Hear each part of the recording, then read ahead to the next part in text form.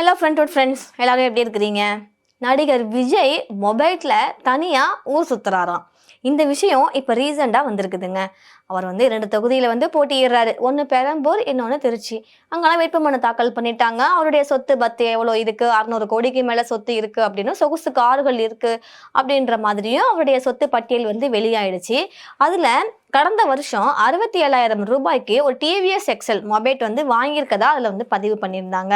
எல்லாரும் என்ன சொன்னாங்க நெட்டிசன்ஸ்லாம் அப்படின்னா, அவங்க வீட்டில் யாராவது வேலை செஞ்சுருப்பாங்க, அவங்களுக்கு விஜய் கொடுத்துருப்பாரு கிஃப்டா அந்த மாதிரி கொடுத்துருப்பாங்க. ஸோ அன்பளிப்பாக கொடுத்த பொருளை அது பில்லு தானே அது போட்டிருக்காங்க அப்படின்ற மாதிரி தான் செய்திகள் வந்தது. ஆனால் அந்த டிவிஎஸ் எக்ஸல் மொபைல் விஜய்க்கு தான். ஏன்னா விஜய் ஒரு தனிமை விரும்பி, அவருக்கு தனியாக இருக்கிறது ரொம்ப பிடிக்கும். அது மாதிரி அதிகமாக பேச மாட்டார்.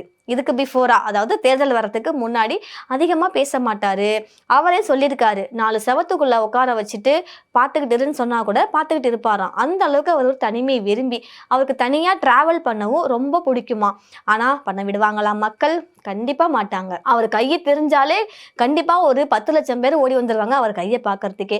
இந்த மாதிரி கூட்ட நெரிசல்லாம் நிறைய பிரச்சனைகள் அவர் ஆயிருக்கு. இப்போ கூட ரீசெண்டாக வில்லிவாக்கம் சட்டமன்ற தொகுதியில் அவருடைய கூட்ட நெரிசல் காரணமாக அந்த பிரச்சாரமே ஸ்டாப் ஆயிடுச்சு. ஸோ இப்படி இருக்கும்போது அவர் எப்படிங்க தனியாக ஊர் சுற்ற முடியும்?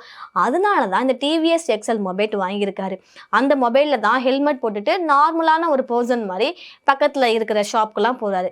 அந்த ஈசிஆர் ரோட்லலாம் கூட ட்ராவல் பண்ணியிருக்காராம். அவருடைய கட்சி அலுவலகமும் வீட்டுக்கு பக்கத்துலேயே இருக்கிறதுனால அந்த டிவிஎஸ் மொபைல்லேயே அவர் ட்ராவல் பண்ணி போகிறாராம். அதே மாதிரி ஃப்ரெண்ட்ஸ் வீட்டுக்கும் போய் சர்ப்ரைஸ் கொடுப்பாராம்.